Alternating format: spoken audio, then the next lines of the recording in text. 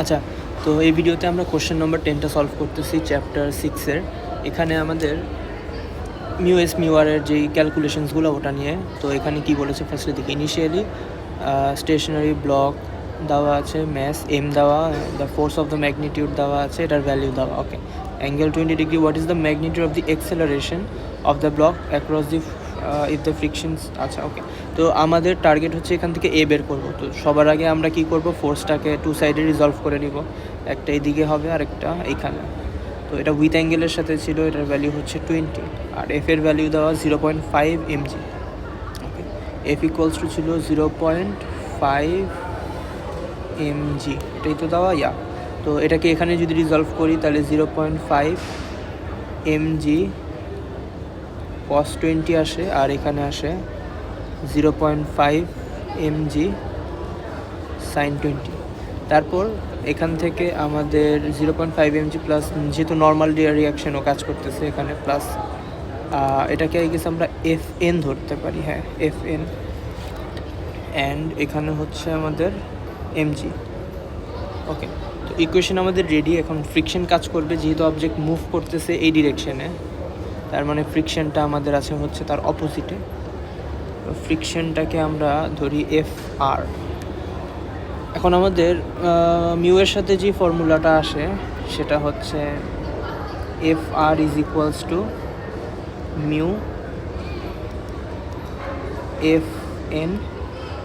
এটা একটা ফর্মুলা। আরেকটা ফর্মুলা আমরা বানাতে পারতেছি হচ্ছে F N plus 0.5 mg sine 20 is equals two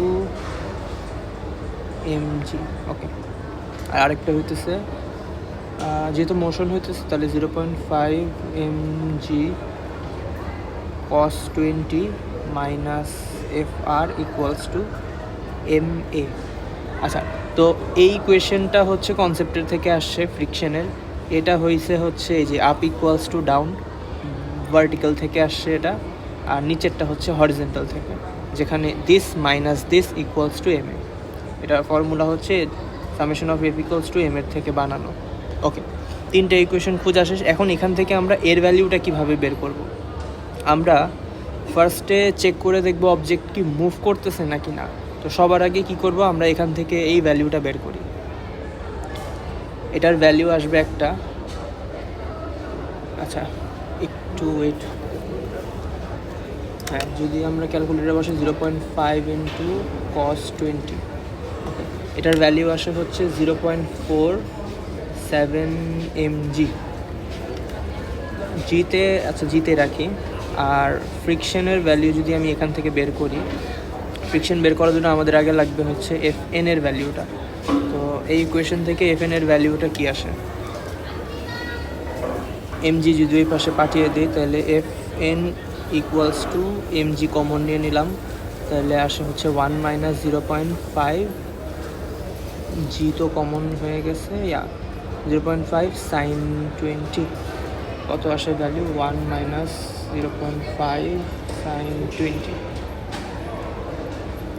এটার ভ্যালিউ আসে হচ্ছে F N equals to 0.82 mg। কারণ এফ এন এর ভ্যালিউ যদি এদিকে বসাই, আর মিউ আমরা ইউজ করবো সবার আগে মিউ এস চেক করার জন্য স্টেশনারি কিনা, 0.6 ইন্টু 0.82 mg। এটার ভ্যালিউ আসবে হচ্ছে, ইন্টু করবো 0.6, তাহলে আসে 0.49, আর এখানে 4 হচ্ছে 7। তার মানে আমাদের এখানে ফ্রিকশনটা বেশি, আর যেই ফোর্সটা আমরা দিতেছি ওটা কম। তো ওই হিসাবে অবজেক্ট মুভ করতেছে না এখানে।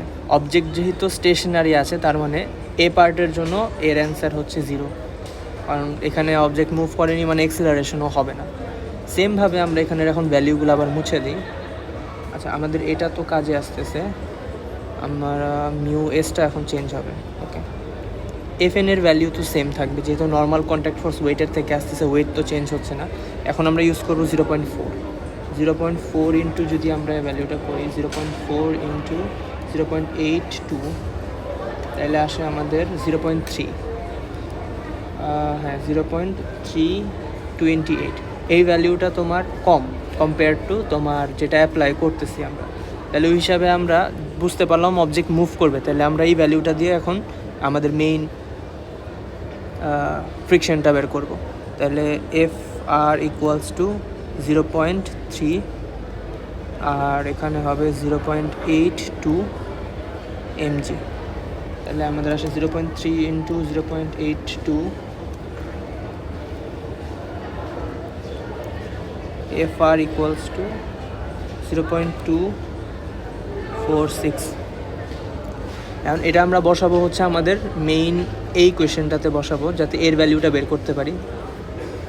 এখানের মধ্যে তাহলে বসাই 0.5 mg cos 20 মাইনাস এফআর এর ভ্যালু হচ্ছে 0.mg হবে, হ্যাঁ।